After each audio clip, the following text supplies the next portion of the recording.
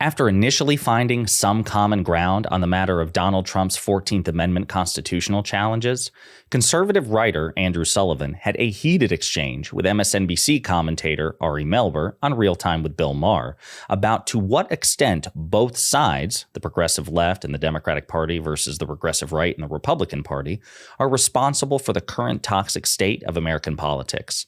But before we unpack all that, if you end up liking this video and you want to support the channel, please be sure to hit the like, subscribe, and alert buttons before you go. I'd greatly appreciate it. All right, friends, we have a couple of clips to look at in this video, and I'll say the most recent episode of Real Time with Bill Maher, a show that I don't follow that much anymore, was actually pretty good fodder for commentary. We just did a video about the interview between Maher and Gavin Newsom, the governor of California. But this exchange between Sullivan and Melber, who are two political commentators of two very different political lenses, was fascinating to me because it spoke to one of the things that we complain about quite a bit on this channel, which is the urge of centrists and conservatives and even some on the left to create this artificial balance, this false equivalence between two imperfect but still wildly and fundamentally different political factions. And so with that in mind, I want to play this clip. And for context, Bill Maher is going to ask these two about a recent story about a Trump ally, a right-wing Republican Trump ally, wanting to do something pretty drastic. Okay. So Roger Stone, one of his favorites, this is amazing that, I mean, it was not a big story. I would think it would be. Mediaite reported it. There's a tape. He's talking about killing people for Trump. I'm not saying with Trump's approval, but he says, it's time to do it. Let's go find Swalwell. That's Congressman Swalwell. It's time to do it. Then we'll see how brave the rest of them are. It's either Swaller or Nadler has to die before the election. Let's go find Swalwell and get this over with. That's not right, is it? I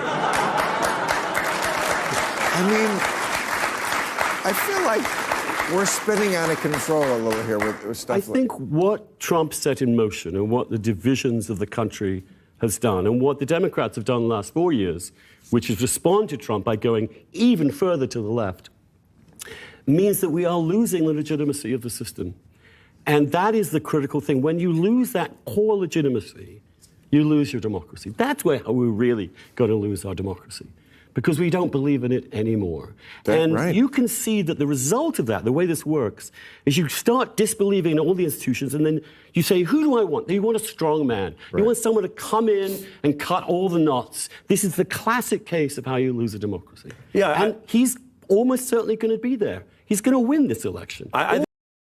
So before Melber responds, I just want to remind you, okay, Maher just provided a recent story, which in my opinion was hella underreported, about a very close Trump ally, a guy who worked on Trump's 2016 campaign, Roger Stone, in private, scheming about murdering two Democratic congresspeople. Okay, so that is a right-winger scheming to perpetrate a heinous crime against two left-wing public officials. And you know, Andrew Sullivan's first instinct to say, yeah, Trump kind of set this in motion, but man, the Democrats have really pushed far left.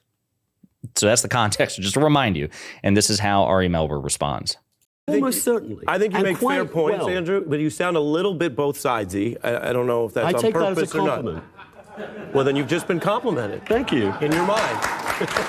But there's absolutely problems with the Democratic Party and the overreaction to Trump. We just spoke about the ballot case and its thinness, and we cover that all the time on the news. But there's not equivalence here on the problems that you just referred to. There's not equivalence on political violence. There's not equivalence on responding to court cases. Bush v. Gore was very controversial, but there was no violent response, and there was not any mainstream response from Democrats about overthrowing the certification. Al Gore actually showed up on Jan 6th, remember it was that date, and certified it. So there isn't a both sidesism to this decay, and what Trump does, and I agree at times he may draw his opponents into messy, dumb feuds, but he is the one banking on a cynicism, an attack on democracy, and a complete rejection of the policy democracy that you want, because they didn't even have a platform. So he's saying it's just me. You don't even know what I'm going to do.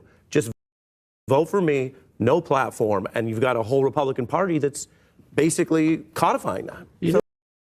So Sullivan's about to respond, but I just want to emphasize Melber's response there was very accurate, very honest, and I would argue perhaps even charitable to a fault. He went out of his way to acknowledge, which is something Republicans very rarely do, if ever, that there are issues with the Democratic Party. And he said it repeatedly. And he also reminded Sullivan of the common ground that they shared earlier in this interview, because both of them think that the 14th Amendment challenges to Donald Trump's eligibility are weak. And this is coming from an MSNBC legal commentator. And he's publicly admitting that, at least from his perspective. I completely disagree, but that's his perspective. So he's, again, going out of his way to try to establish some commonality and reiterate that with Sullivan, while also saying you can't create a false equivalence here. If you do, I'm going to reject it.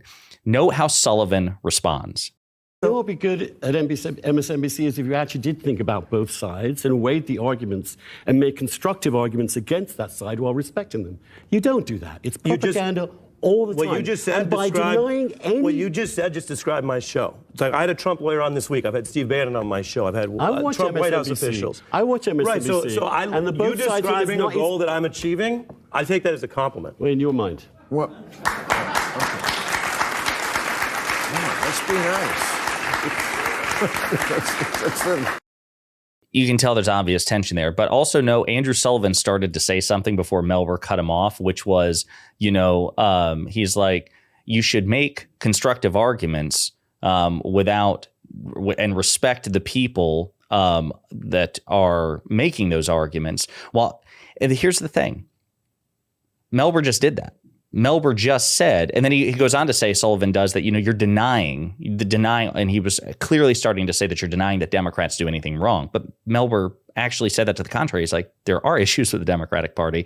And he talks about how the Democratic Party will fall for various rhetorical traps of Trump's and perhaps overreach from time to time in their criticism of him. So again, he was generous, reiterating the common ground and making it very clear that he doesn't think the Democratic Party is perfect. And that went right over Andrew Sullivan's head, because even though Andrew Sullivan, by the way, and he even mentioned it in this interview, he doesn't like Trump. He thinks that Trump is dangerous. He won't vote for Trump. I want to be very clear. He's an anti-Trump conservative.